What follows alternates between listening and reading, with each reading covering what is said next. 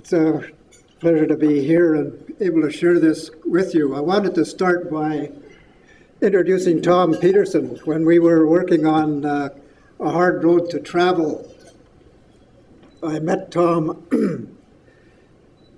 and found that he was not only raised in Jasper, but his mother was the initial historian for Jasper and was responsible for setting up their archives that later became the Museum and Archives. So Tom was saturated with history. He retired and he was living in Hinton. Found out that he and I were the same age. We're just a month apart. He's one month older than I am. So we're quite like-minded in a lot of ways and keenly interested in history. So he added immensely to the background for the book. And once it was done, we continued working along to explore more about the Athabasca, the trail up the Athabasca, over Athabasca Pass, because there was just so darn much history attached to it. So in August of 1911, on his own initiative, he organized a workshop with his friend Mike Osuda, who runs the Pine Bungalows. We had a group there of about 20 to 24 for a couple of days with presentations from different people who worked with Tom, people he'd grown up with and traveled with their own experiences about the Whirlpool River and other places of historical interest. And we had a bit of a tour.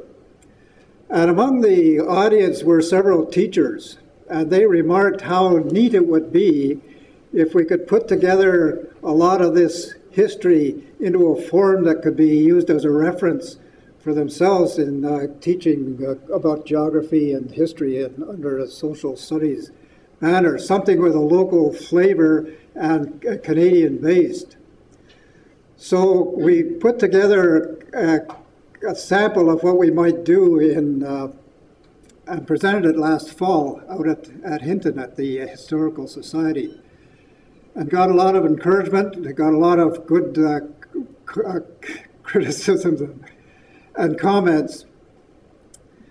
And it was about this time that we've been working with Bob Udell all this time on other projects. So Bob got us connected with the Foothills Research Institute, and we got a little support for some of the work that we've been doing. So we agreed that we'd have this he suggested that we tape this presentation tonight as a kind of a report on what we've been up to and what we're working towards.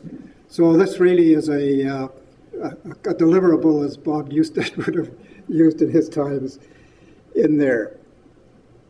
So I'd like to start with this iconic Mount Edith Cavell in Jasper. We all have our iconic mountains, and this is one that appeals especially to us because it was known back in fur trading days as the Montagne de la Grande Traverse, which was the mountain of the big portage, that major portage that joined the eastern drainage into Hudson Bay and the Arctic into the Pacific. And it was a recognizable mountain top that those that were traveling east and west could pick it out and know they had to make a turn around it.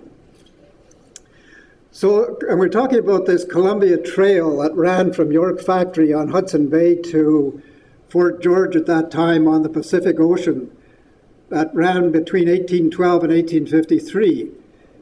It was 4,200 kilometers in length. And what I want to focus on tonight is this part of it in red. It was this so-called road that was used between York Factory and the Pacific was all a waterway, either a canoe or York boats or both, with two major portages, those shown in red. The one from Fort Edmonton to Fort Assiniboine was with pack horses, just to get from the Hudson Bay drainage to the Arctic drainage. And then it was by boat up to Jasper House, which was at the north end of Brule Lake initially. And then a 140-kilometer portage, the Grand Traverse, from there to boat encampment at the Big Bend of the Columbia River. So this trail came about because of the initial grant to the Hudson's Bay Company in 1670 which granted trading rights into those waters draining into Hudson Bay. And it was an immense area. I don't think that Prince Charles or King Charles I at that time recognized how much area it encompassed, but it was immense. And the Hudson Bay that got the charter, its initial strategy was to set up forts, trading posts around Hudson Bay at the mouths of the major rivers and encourage Aboriginals to come down and trade their furs. It was rather a complacent way of doing business. It was rather successful, but along in 1776, spirit of 76, the Northwest Company formed, and it was as opposed to the British operation of the Hudson Bay Company. The Northwest Company was comprised of Francophones, Métis, and populated by a number of Iroquois from the Montreal area. So French was the working language.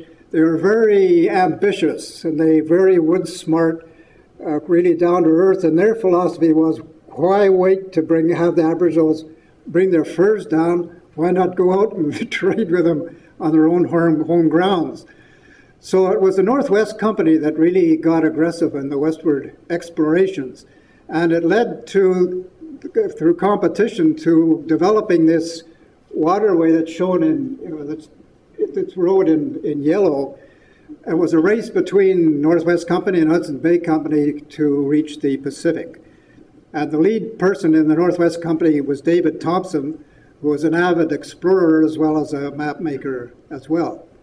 The importance of this activity of reaching the Pacific was that it established a British presence not only from coast to coast, but into the north and into the southwest as well. They had an influence right in through Idaho and the state of Washington, all initially claimed by Britain as part of their working areas. And that trail, of course, in the yellow runs through it. Interestingly, at long last, Honorable Peter Kent recognized this as a national historic event in 2011.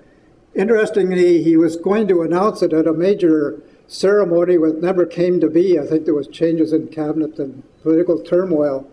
But Bob Udell pointed out that it was listed officially on their website anyhow as of 2011. So it's great to have that recognition as well. And the link that made this road possible was the Athabasca Pass at the head of the Whirlpool River and draining into the Wood River in British Columbia. So this was referred to as the Grand Traverse, almost a north-south trail to go east and west in there. The names are largely French, reflecting the French heritage of those Northwest Company pioneers. Just a quick geographic overview, and that I found it very helpful when we got started to figure out what was where.